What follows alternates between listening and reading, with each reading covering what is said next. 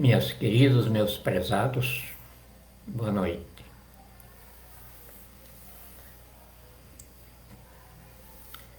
Está dizendo na notícia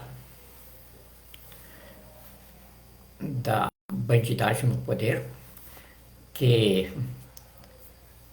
agora, primeiro semestre de setembro, vai ser aprovada a reforma administrativa. Vocês sabem quantas reformas já foram feitas no Brasil de 1889 para cá? Nós ainda não concluímos o levantamento nessa área aí, mas o que nós já conhecemos deu 41 no script republicano dos salvadores do povo contra os vilões da pátria, dedicados ao locupletamento econômico de governo acrescido do furto da coisa pública. Desde 1889, o Brasil padece disso, com exceção do período do Estado Novo de Getúlio Vargas, onde a coisa ficou um pouco menor, durou 19 anos, e o período dos governos militares, que durou 21 anos. O restante de república foi só de reformas, mudanças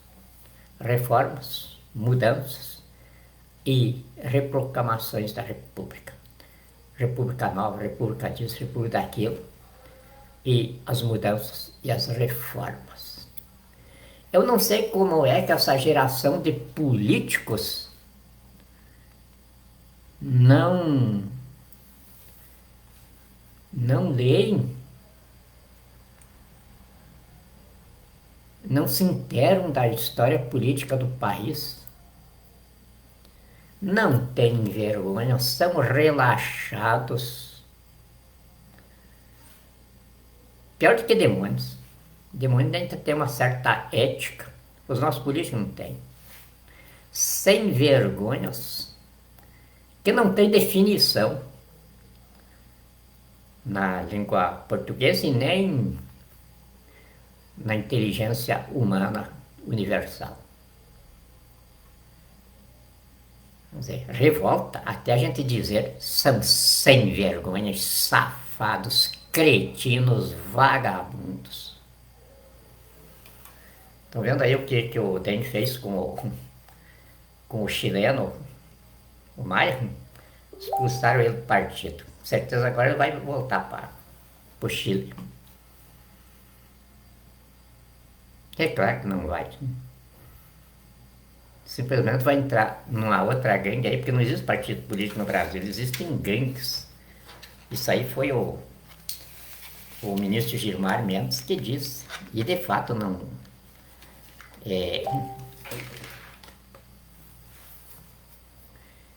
Ele não exagerou. São gangues mesmo. Gangues de vadios, de vagabundos, aninhados nos cofres públicos. Não tem serventia para nada. Só para fazer campanha política. De 2 em 2 anos, eles redistribuem o país entre si, através dos espetáculos eleitorais. Todos, 32 partidos, imagina 32 tipos de raciocínio diferente de como se organiza a vida de um povo. 32 tipos. Se nós ir buscar no acervo de conhecimento que a humanidade armazenou, nós não encontramos essa quantidade de doutrinas, falando do mesmo assunto, da organização política de um povo. Não tem.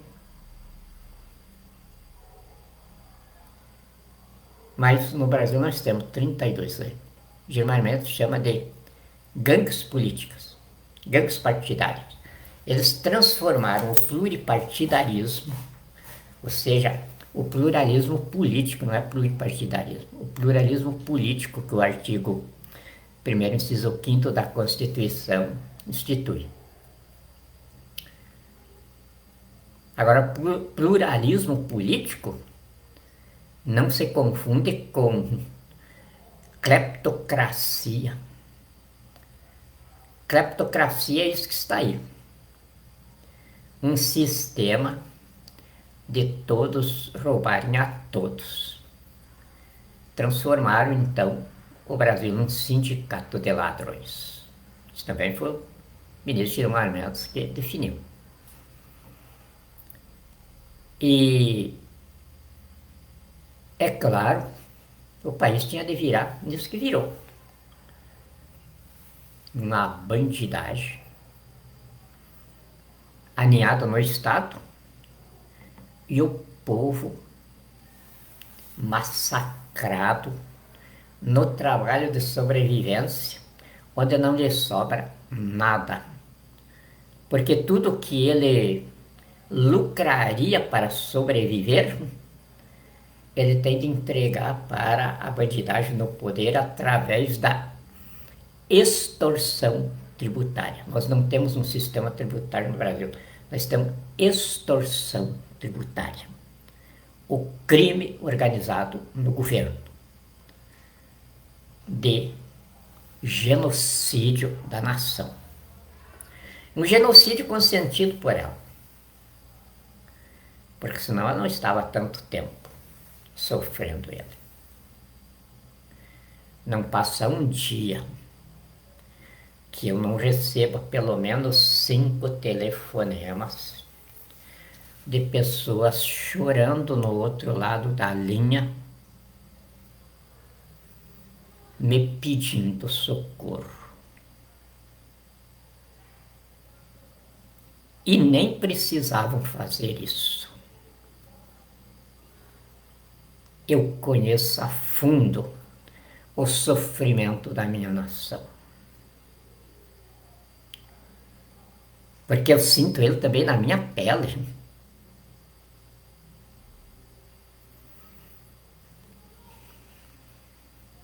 A minha família sofrendo isso aí. Profissionais habilitados. Mas não há como exercer uma profissão que renda o suficiente para a pessoa viver com dignidade. O país está reduzido a uma massa falida do seu tamanho econômico de 1940. 66.400.000 pessoas sem capacidade de sobrevivência. Isso estatística levantada por eles quando ofereceram 300 reais por mês para implantarem a mentira do coronavírus. Isso é um programa chinês de lavagem cerebral que foi criado pelo gênio do mal, Mao Tse-tung. Matou milhões de chineses, até que aperfeiçoou as 8 regras de modificar a mente das pessoas. Através dessas 8 regras. E na mentira do coronavírus, aqui no Brasil já aplicaram 4. A quarta é essa, de estabelecer os espaços onde cada pessoa precisa ficar, onde se juntam mais de 2. A metragem de 1 a 2 metros de um do outro. Isso aí é da quarta regra da lavagem cerebral que Mao Tse-tung estabeleceu. E hoje não foi preciso nem um século, foi em menos de um século. Os chineses hoje pensam todos da mesma maneira. Ou seja, não penso. Quem pensa por 1,380 bilhões de chineses na China, espalhados pelo mundo todo hoje, é o Partido Comunista Chinês, cuja expressão máxima é Xi Jinping, no momento. Todo chinês, nessa massa chinesa, tem o convencimento de que se pensar por si, ele fica desprotegido, fica em perigo. E então ele nem pensa, ele nem tenta pensar fora do que o Partido Comunista pensa para toda a massa de chineses na China e no mundo todo. Antes de Mao Tse-tung, a China não era o país que está aí. A China era um amontoado de províncias. Cada província autônoma. Por isso, é uma miscelânea de línguas. A língua que eles dizem oficial é o mandarim. Mas se você aprender mandarim, você chega na China e não tem com quem falar, a não ser alguma pessoa lá que outra. Porque cada lugar que você vai, tem um chinês falando diferente do outro. É a herança que persiste do tempo em que os chineses não eram uma nação, e sim populações, como eram os nossos índios quando os portugueses chegaram aqui. Todos dentro do mesmo território, mas cada um constituindo uma tribo. Lá constituíam províncias. Aí então Mao Tse-tung igualou todo mundo pelo cérebro. Ou seja, deixou o crânio dos chineses sem miolo. Estão aí agora.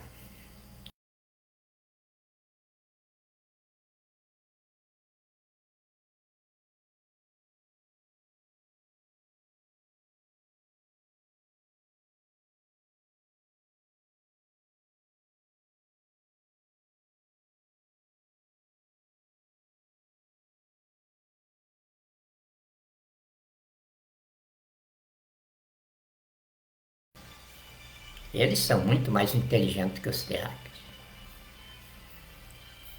A China foi copiando tudo o que o mundo tinha de desenvolvimento em produção industrial e foi jogando sobre o mundo a sua metástase de lojinhas de R$ 1,99. Depois que ela tinha infiltrado já os países todos dos seus agentes de trabalho avançado, que no Brasil eles começaram a chegar em 48. Devagarzinho, chinês para lá, outro chinês para cá. Ninguém notava porque o Brasil era aberto para a imigração. E ninguém sabia se era um chinês ou se era um japonês, o que já se fosse, porque todos eles têm a mesma cara. E se o chinês que estava num lugar não seria o mesmo chinês que estava no outro. Eu mesmo passei por essas dificuldades. E aí, com um único passaporte, vinha uma centena, 2 centenas de chineses. Mas aqui no Brasil, todos eles controlados pelo Partido Comunista Chinês. Então dizem, China capitalista, iniciativa privada, mentira! Na China tudo é estatizado.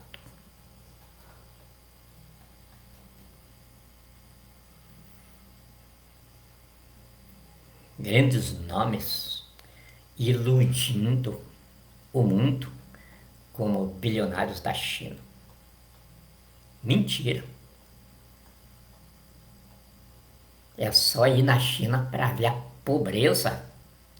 Tanto que a média de vida na China é 45 anos.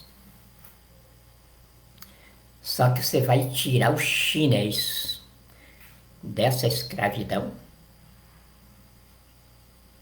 você corre o risco de ser assassinado por ele. Porque ele vê você como um perigo tentando eliminá-lo. Ele não aceita nada que não tenha sido colocado na mente dele. Então, a mente dele tem o limite racional no que o Partido Comunista Chinês estabelece. Dali para frente, ele não conhece absolutamente nada mais. E aí ele opera hoje no mundo dentro dos tendões que a China estendeu pelo mundo. E aqui no Brasil, é a primeira província extramuros, segundo mensagens que nós captamos. Então o chinês não precisa mais de visto para entrar no Brasil. Entra no Brasil como entram os chineses de uma província para outra, atrás dos muros. Aqui é a primeira província chinesa extramuro. Se é a primeira, eles pensam em estender esse domínio para mais outras. E estenderam quando lançaram a lavagem cerebral da raça terráquea.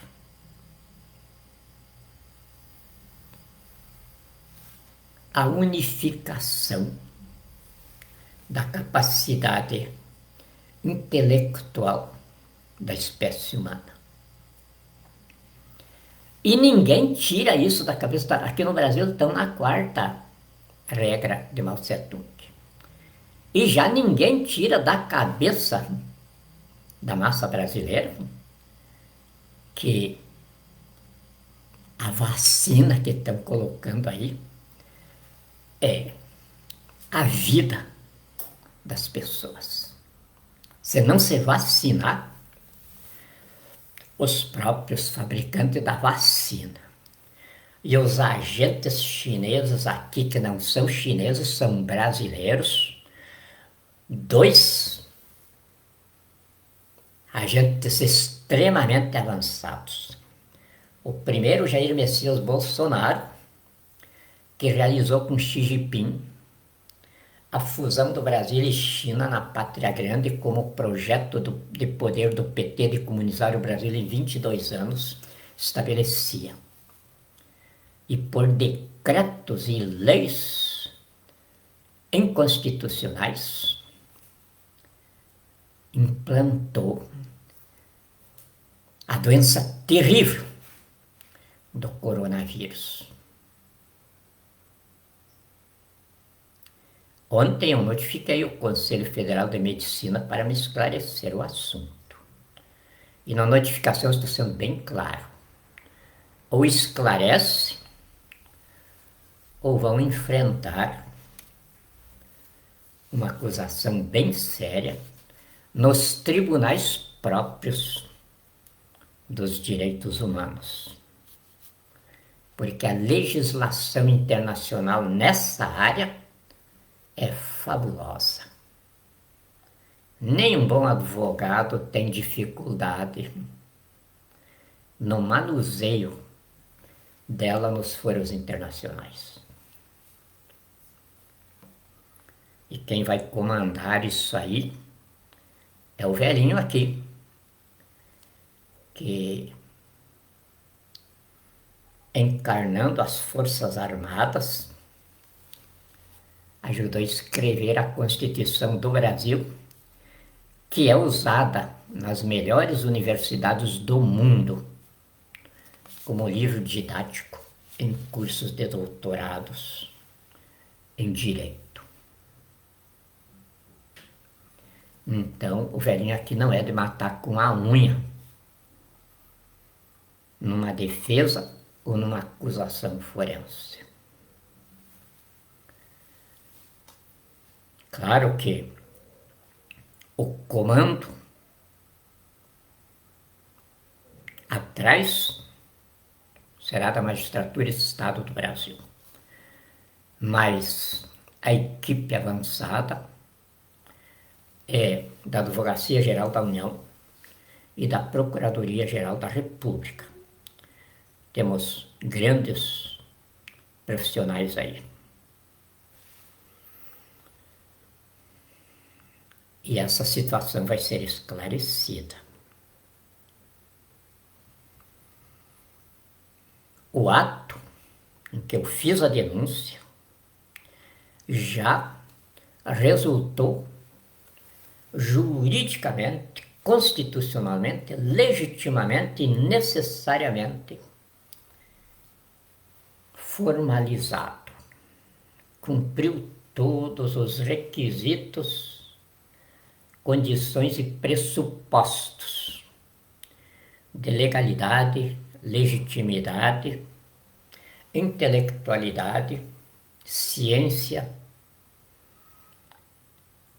e ética. Porque tudo o que eu faço, o que eu comando, isso pode escrafunchar em a minha vida profissional, em tudo. Vão notar que foi essa base que me mantém por 80 anos na profissão que exerço, sem ter me matado. Evidente que passei por vários atentados, sequestros, prisões. Se escrafuncharem bem a minha vida, vão encontrar.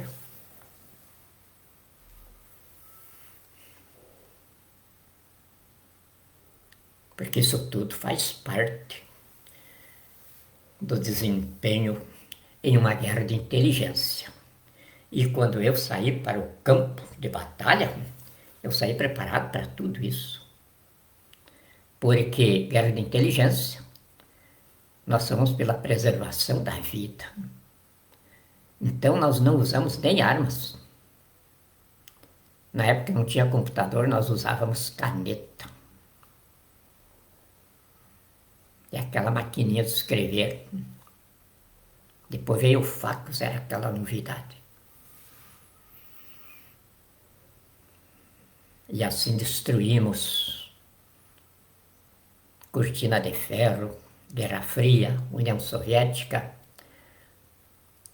terrorismo, as ditaduras mais expostas do mundo, e como nós mesmos esperávamos, destruindo essa estrutura, aquilo que era autoritarismo político, que era tirania,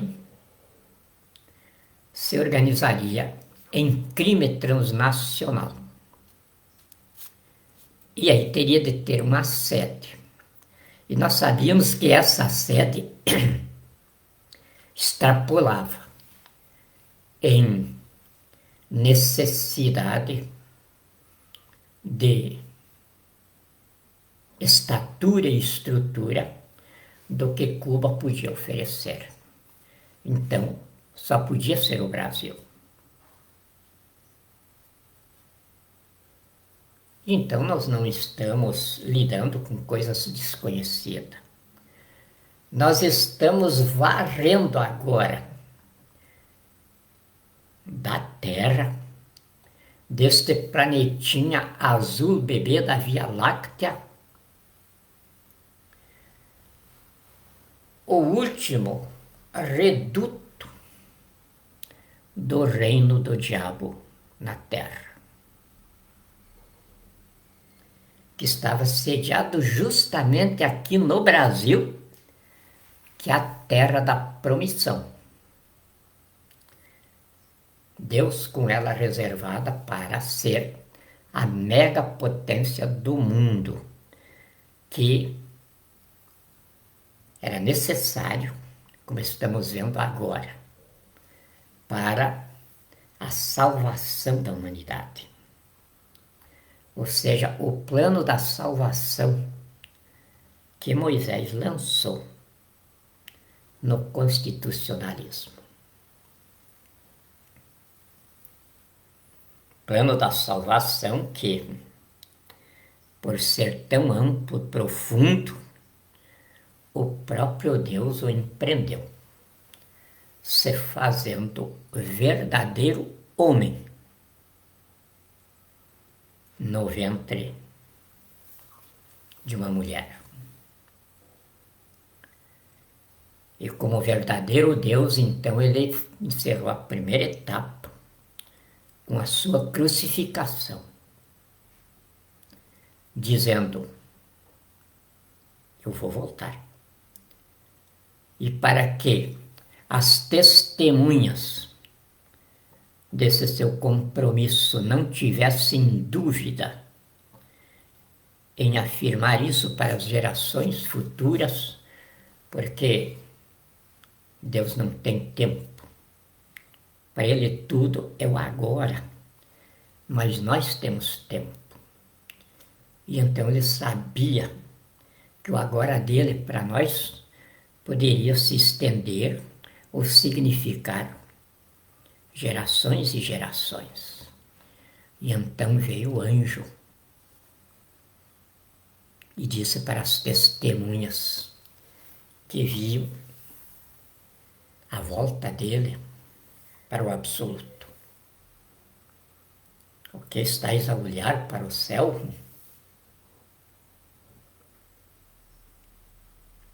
Não tem nada aí no céu para vocês estarem aí tão absorvidos no céu. Se é Jesus que vocês estão vendo desaparecer aí no espaço, estão perdendo tempo e mostrando que vocês não entenderam nada do que ele vos ensinou, do que ele vos disse. Porque esse Jesus que vocês estão vendo ascender aos domínios do absoluto, desse mesmo jeito, ele estará de volta entre vocês. Então vamos fazer o que ele vos ordenou.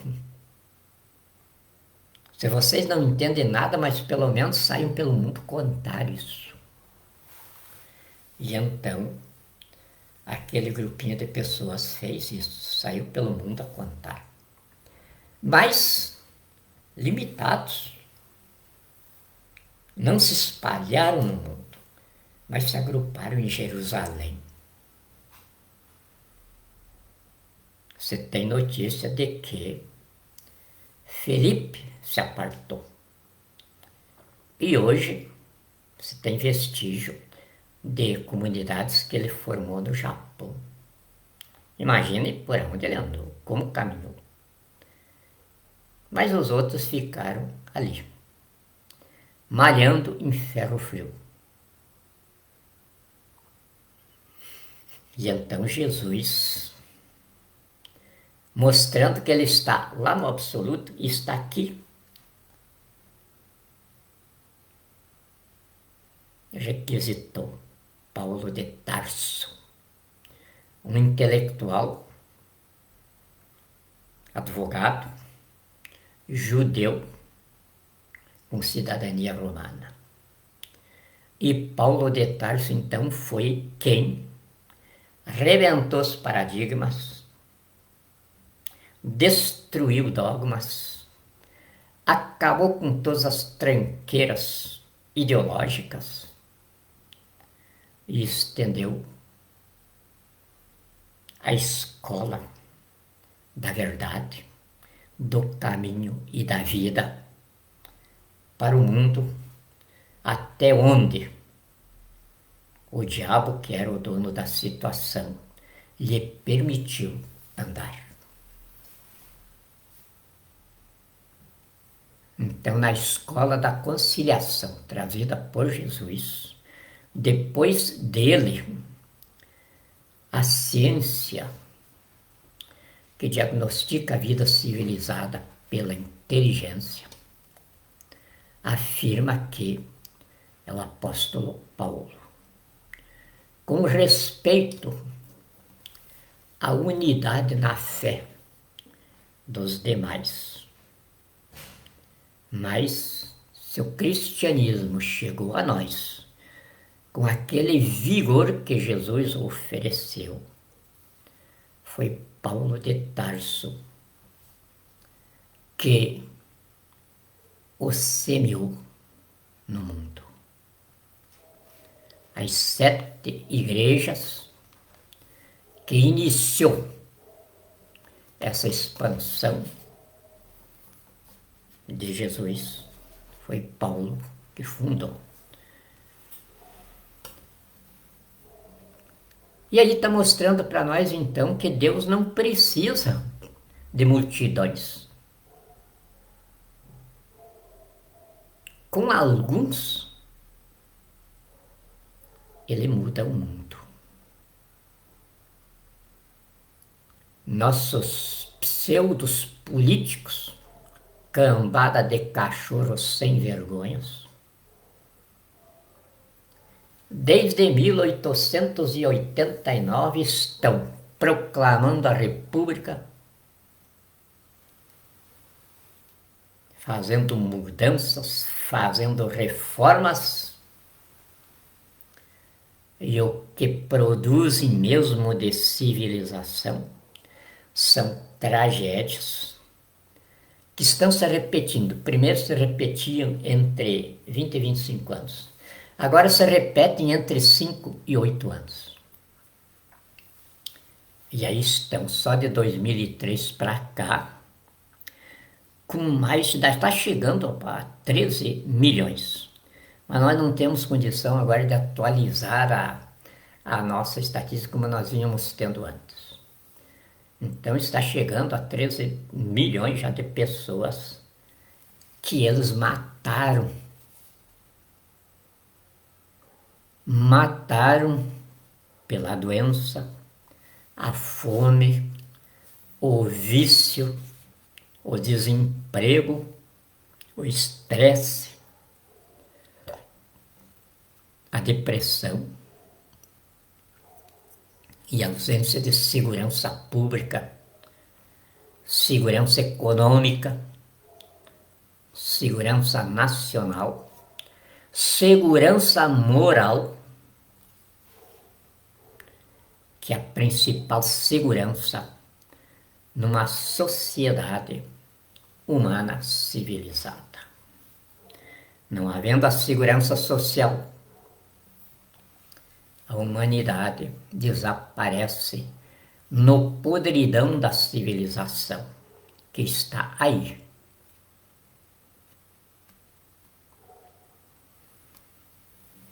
Na qual, não é de agora, porque Rui Barbosa já via isso no tempo em que ele observava a civilização brasileira. A pessoa honesta, ou seja, a pessoa que raciocina, tem vergonha de ser honesta. E aí então as pessoas honestas vão desaparecendo. E vai ficando então só o estrume que despenca do inferno na procriação humana. E aí vai tomando conta, e hoje sentam praça no Brasil. E estamos agora aí, perante o mundo, isso sou informado lá de fora, a situação que estamos passando, mas que o mundo todo está nos apoiando na linha que nós escolhemos para resolvê-la. Com 2 estados.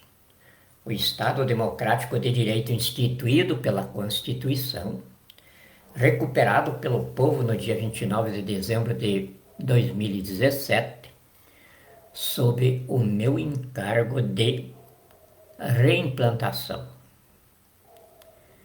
E o Estado paralelo, terrorista, policial, judiciário de bandidos, inventado e instalado pela tirania comunista canibal, transnacional, corporativa, terrorista de bandidos. Chefiada por Jair Messias Bolsonaro, através do golpe eleitoral de 2018, pelo qual ele manteve sucessão no projeto de poder do PT de comunizar o Brasil em 22 anos, pelo roubo do país, massacre da nação e destruição da pátria, através do crime organizado no governo,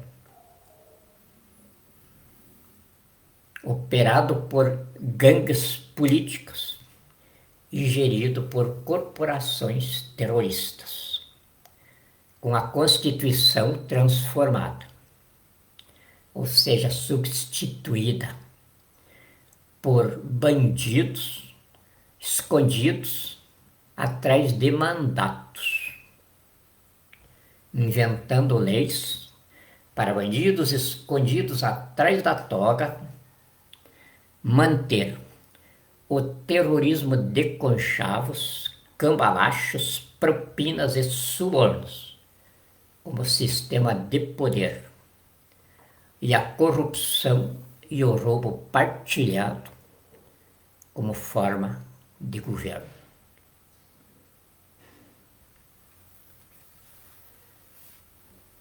Mas o Brasil é a única nação militar no mundo. Quando ela nasceu da colônia, que era uma população, em uma nação que era identificada por um território, ela nasceu Forças Armadas. Nenhum dos colonos que se juntaram para expulsar daqui os holandeses, ingleses, espanhóis, se individualizou na história. Mas as Forças Armadas ficaram com a sua gênese ali, nos grandes generais que surgiram no comando, ou seja, na obstetrícia daquele nascimento. O negro, aliás, o índio Felipe Camarão, o negro Henrique Dias, e o Cafuzo Vidal de Negreiros. São os nossos 3 grandes generais que nasceram de si mesmo pelo vigor da pátria, que naquele momento também gerava. E então, por isso, a nação agora, tragédia, a pior das tragédias que está existindo no mundo, porque é tudo o que a destruição do comunismo organizado no mundo, das ideologias de exceção, do terrorismo, se acumula aqui, tudo no Brasil. No socialismo sem identificação doutrinária, sem nada, porque alguém imagina que da cabeça do Lula possa sair algum socialismo?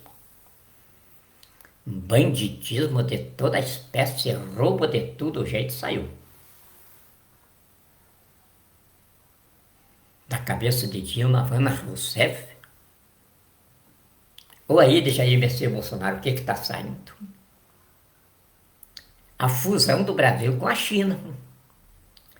E os chineses tomando conta do Brasil. E aí dizem, esse aí é o Messias da direita, que veio para tirar o PT do poder e salvar o Brasil do comunismo.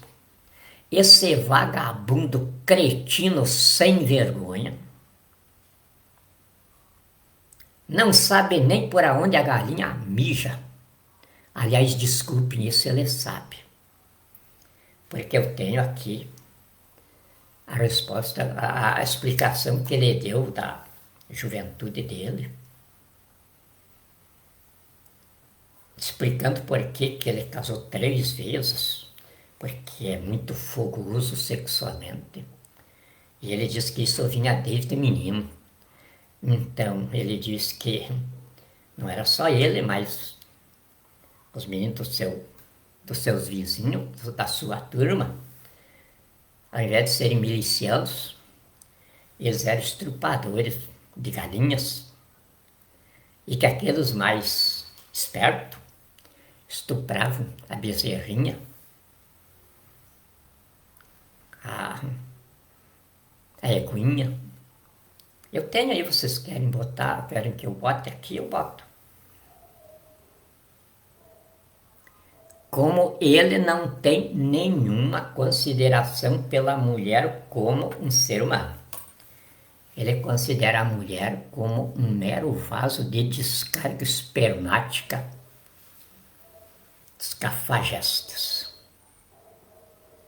Também é uma explicação que ele deu para uma jornalista sobre a filha que ele tem. Então ele falando com muito orgulho sobre os seus 4 milicianos. Tem de tudo ali. Menos alguma coisa que preste, que dignifique um homem. Ele explicou que deu uma fraquejada com a sua última esposa, que já tinha uma filha, e ele deu uma fraquejada e saiu uma menina. E veja como o safado considera a mulher. E aí, veja na vida desse cara, 3 casamentos. Quantas vezes ele apareceu em sua vida de lazer com alguma das suas esposas, quantas fotografias ele tem em família. E agora,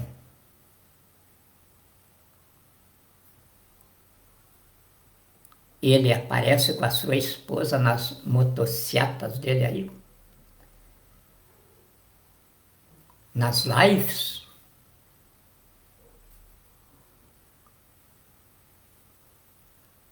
e é, por sinal, uma jovem muito linda. Qualquer homem que realmente amasse a mulher, porque não existe amor sem respeito à mulher. E o respeito do homem à esposa é ele tê-la ao seu lado nos seus melhores momentos de vida. Vocês têm alguma aparição de Jair Messias Bolsonaro com a esposa dele? Temos aquele caso em que ele, se dizendo saturado de perseguições no poder e de ameaças, pediu uma temporada de férias numa colônia de férias, me parece que num clube militar aí. E aí entregou a mulher para o maquiador dela, o cabeleireiro dela. As fotografias que publicam aí, não foi o meu pessoal que fez. Eu jamais ia perder tempo em registrar momentos da vida particular de Jair Messias Bolsonaro, porque aí nem nós teríamos tempo para outras coisas, nós tínhamos de ficar só registrando a vida particular dele, porque é bem pesada, é bem carregada. Os dedinhos. Não é só uma pistola, tem que ser duas. E ele mostra que não é bom de mira. Com duas, uma ou outra acerta o alvo. Vagabundo, cafajeste. E ainda vem falar aí as minhas forças armadas. Deu 26 bilhões, 300 milhões para as forças armadas agora há pouco tempo. Dinheiro? Não. Real falso. Impresso às toneladas. Não serve para nada, se servisse para alguma coisa, as Forças Armadas estariam com esse dinheiro montando a base de Alcântara, que é o sonho de nós militares. Estariam reconstruindo a Engesa, estariam reconquistando a Embraer e todos esses grandes projetos militares que teriam feito do Brasil uma superpotência se tivessem sido terminado. E que ele, com a sua corja de políticos, acabaram com tudo. Eu digo, meus generais, minhas forças armadas, porque eu sou a boca do povo brasileiro no poder. Não estou aqui por um mandato conquistado do povo por mentira e por investidura fabricada em urnas eletrônicas. E não sou eu que constatei isso. Foi o ministro Hermas Benjamin que deixou registrado para a história, para os nossos netos, bisnetos verem o que a nossa geração de verdadeiros brasileiros passamos neste momento. Onde ele bem claro, numa linguagem magistral, vibrante. Como magistrado que sou, participo do velório da Constituição, mas não serei coveiro de prova viva, porque a minha Polícia Federal, minha Polícia Federal, porque ela não é polícia de governo, ela não é polícia judiciária, ela não é polícia vinculada à estrutura institucional do Estado Democrático de Direito, mas sim é o elemento de vigor de entranhas desse Estado Democrático de Direito na Constituição. Porque ela é a força de coação irresistível da união. A união, que é a pessoa jurídica agregacional da nação brasileira. E eu, como chefe de Estado, magistrado de Estado, estou estabelecido na Constituição com a investidura de chefe da Polícia Federal. Então eu digo pela Constituição, a minha Polícia Federal. E digo isso com a boca tão cheia, porque desde a década de 70 eu a conheço, nos seus inestimáveis heroísmos de fronteira, onde é ela a única muralha que nós temos para o crime contra o crime transnacional organizado. E era o único antídoto que nós dispunhamos e continuamos dispondo, mas que agora está neutralizado, contra o apodrecimento generalizado da civilização brasileira que os políticos produziram. A minha Polícia Federal, com o heroísmo próprio do policial, estrebuchou as entranhas do projeto de poder do PT de comunizar o Brasil em 22 anos, pelo roubo do país, massacre da nação e destruição da pátria. Foram várias operações, mas a que encantou o mundo, que passou a denominar todas as outras, foi a Operação Lava Jato. Por causa da qual, agora, a nação, por mim, o magistrado supremo, está reconhecendo o dever de indenização por dano moral aos meus policiais federais, estabelecido em R$350 mil para cada um dos 62 mil policiais federais. Indenização que não é a que o prejuízo moral que aqueles homens e aquelas mulheres sofrem, mas é uma demonstração de reconhecimento que eu tenho certeza marcará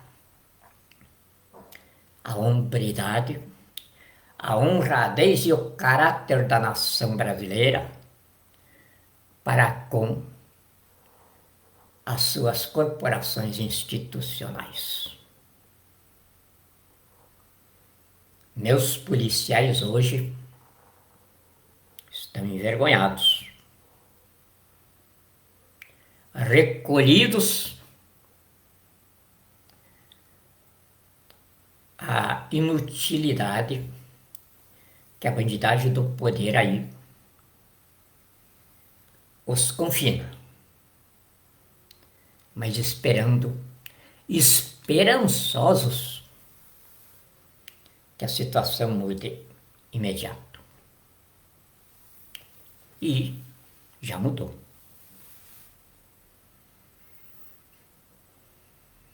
Então eu sou um chefe de Estado com a competência que o posto exige de um homem. E essa competência enfogueirada, incendiada pelo orgulho que eu tenho das minhas Forças Armadas, da minha Polícia Federal e de todos os meus efetivos de segurança pública. E é claro que eles, sendo a expressão de entranhas da nação brasileira, a minha nação é o que eles são. E aí, como eu não poderia ser apaixonado pela minha nação? E é por essa paixão que eu não falho um dia sem beijá-la.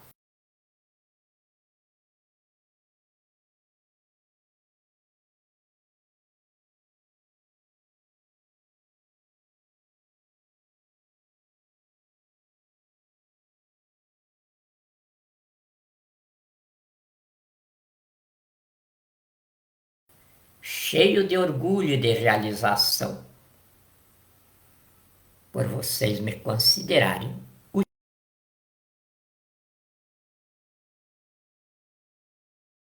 de uma tarefa tão imensa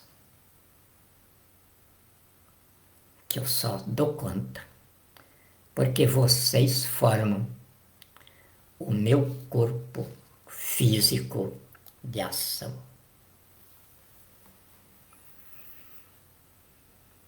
Este momento é muito grave. Se não fosse as vossas Forças Armadas, que estão falando agora na minha boca, de comandante supremo e autoridade suprema delas,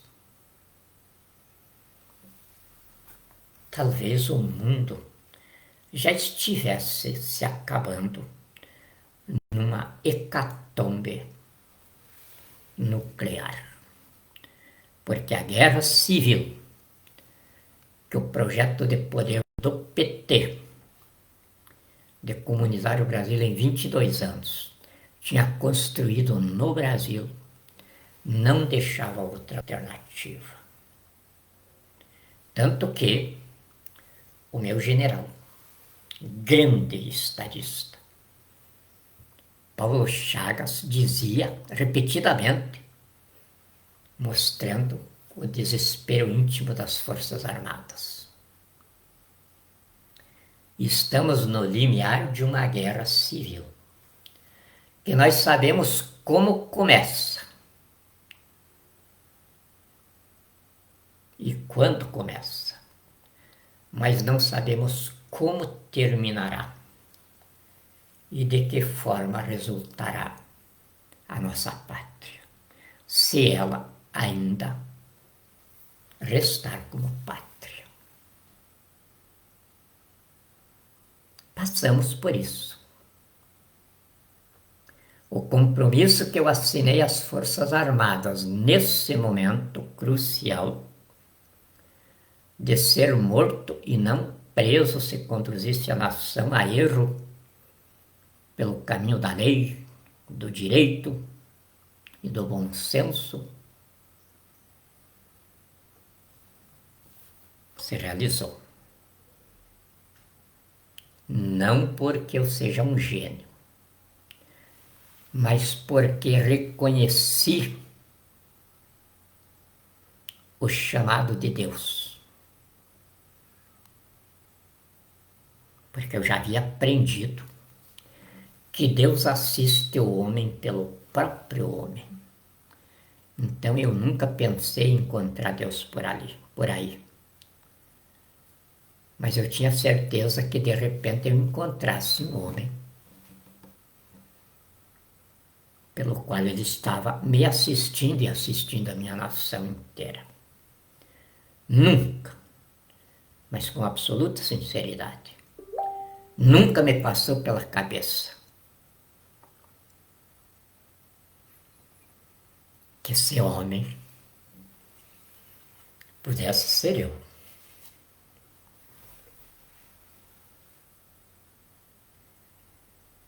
Então, eu não estimulo ninguém a seguir os meus passos, porque certamente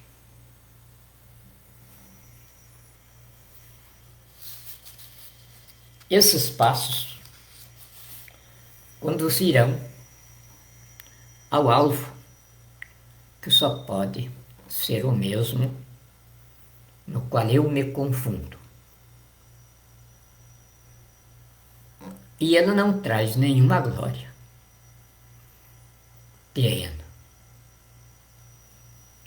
Hoje eu, com Jesus, o comandante do empreendimento, formamos aquela dupla, não sei se vocês chegaram a ver, eu vi o filme, era muito engraçado, com os vagabundos.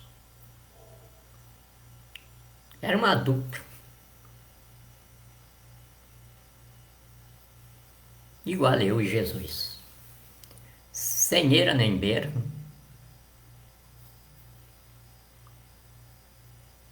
E que mudaram o mundo. E mudaram o mundo por quê? Primeiro, um grupinho de pessoas os sustentavam e os abrigavam. E depois foi aumentando esse grupinho de pessoas. E eles foram se transformando em um discurso e que foi penetrando o mundo. E o mundo mudou sem ter um autor da mudança. Porque na medida em que aquela mensagem dos vagabundos foi se transformando numa pregação de convicção e fé, é claro que ia perdendo a ligação com a sua origem. E aí os vagabundos, felizes em seu estado de indigência absoluta, se despediam da humanidade sem ninguém que tivesse por perto para ovacioná-los.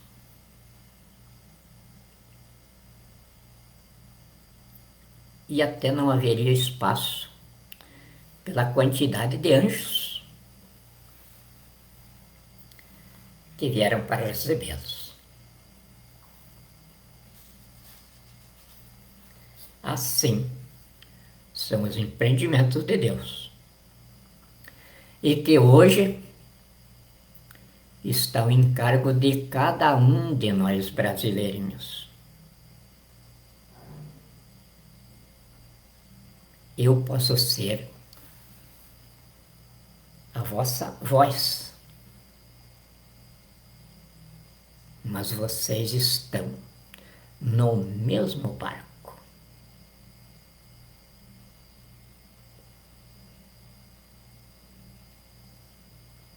Somos o povo de Deus. E então temos de ser a imagem e semelhança dele, embora ele tenha nos dito que nós somos deuses. Mas sendo a imagem e semelhança dele, já chega porque ele é inteligente, rico e poderoso. E o que nós precisamos mais do que isso?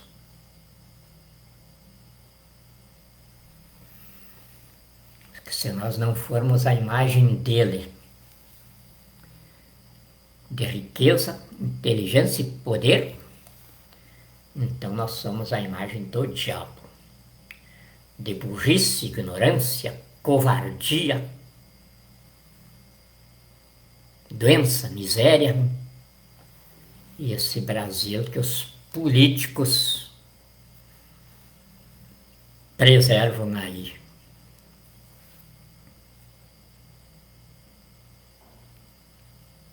Então, é muito fácil agora para saber que lado a gente vai. Eu estou no mesmo momento de Elias, quando Elias clamou na frente de Baal: se o Senhor meu Deus, que vocês não veem, é Deus, seguiu. Se Baal que vocês fabricaram e adoram é Deus, seguiu-os. E não restou nenhum dos seguidores de Baal. Esse momento se repete agora. Se Jair Messias Bolsonaro é realmente um cristão, um evangélico, como ele diz, então explique por que ele está fazendo reforma administrativa, dando sustentação ao projeto de poder do PT de comunizar o Brasil em 22 anos, dentro do script republicano, derrubar o país, massacrar a nação e destruir a pátria.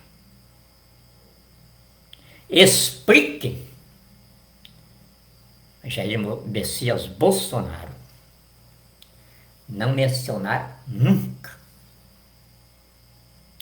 nada sobre os mais de 12 milhões de pessoas que ele matou de 2003 para cá no sistema de banditismo montado pelo Foro de São Paulo com Luiz Inácio Lula da Silva, porque ele é o sucessor nesse banditismo. E o banditismo continuado, o último, responde pelos antecessores todos.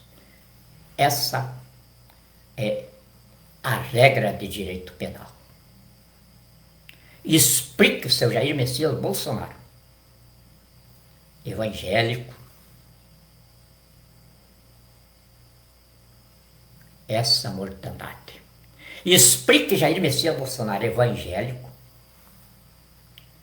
a mentira do coronavírus. Explique Jair Messias Bolsonaro a falência do país.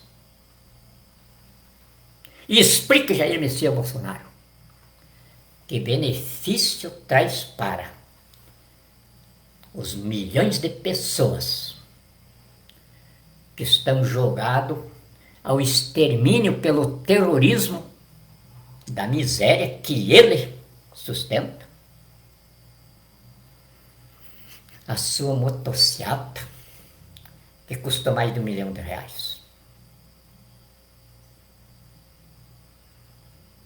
As suas bravatas por aí.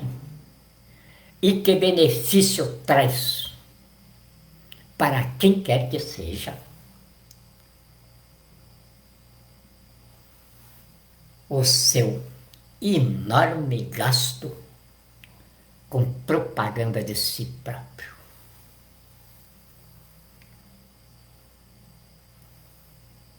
E então, se ele é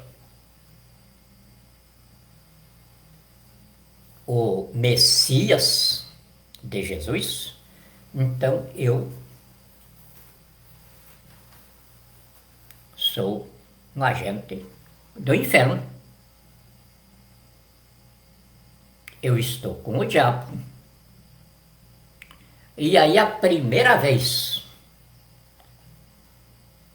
no âmbito da racionalidade, da sensibilidade, da criatura inteligente, que o mentiroso e pai da mentira, como disse Jesus, se levanta contra ela. O assassino, o dono da morte, como disse Paulo, se levanta pela vida.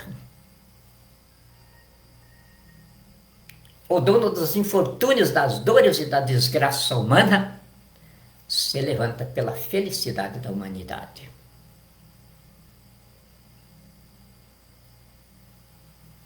O assassino por excelência, que matou até o Filho de Deus,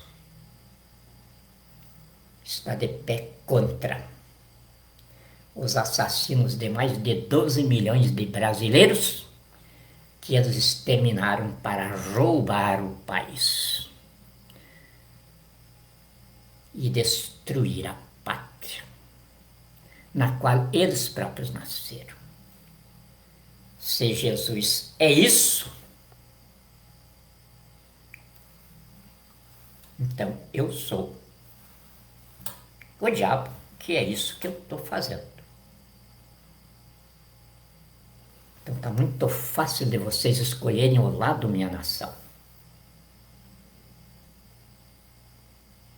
Porque se eu estou contra tudo que Jair Messias Bolsonaro produziu em 34 anos em que ele rouba os cofres públicos sem ter deixado um rastro de merecimento algum,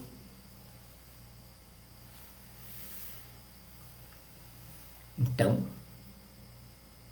ninguém terá remorso pelo destino que Jair Messias Bolsonaro se colocar.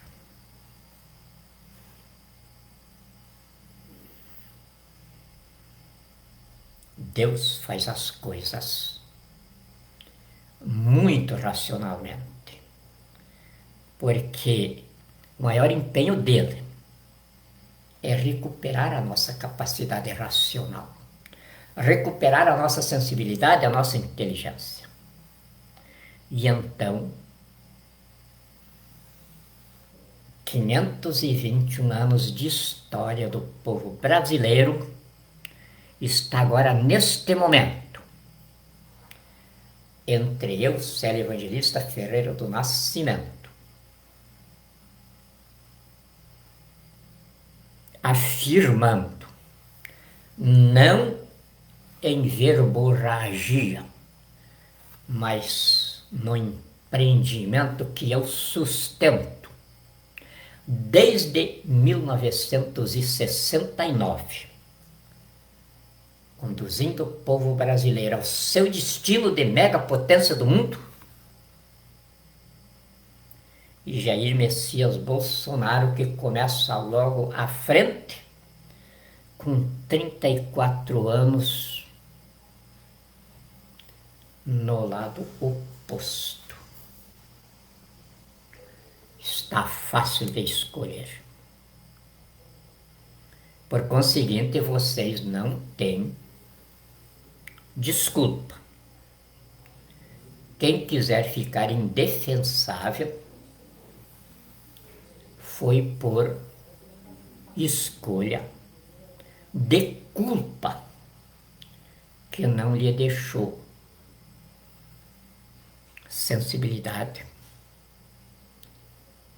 inteligência, racionalidade. Mas eu tenho certeza que o próprio Jair Bolsonaro ainda vai acordar. E vamos repetir o Pentecostes de Jesus, quando seus apóstolos, na frente dos crucificadores dele, lhes pedindo que sentença mereciam, eles de braços abertos disseram: Vamos para o canteiro de obras, meus irmãos. É o que eu deixo agora para todos os brasileiros, sem distinção, porque foi assim que eu instituí no artigo 3º da Constituição, que eu ajudei a escrever, cumprindo a missão das Forças Armadas, por sinal. Então, Constituição que as Forças Armadas escreveram. E estão aqui agora, estabelecendo o Brasil, megapotência do mundo, dentro dessa Constituição que as Forças Armadas produziram. Estejamos então tranquilos no seio dos nossos generais, que são ministros de Deus. Muito obrigado mesmo.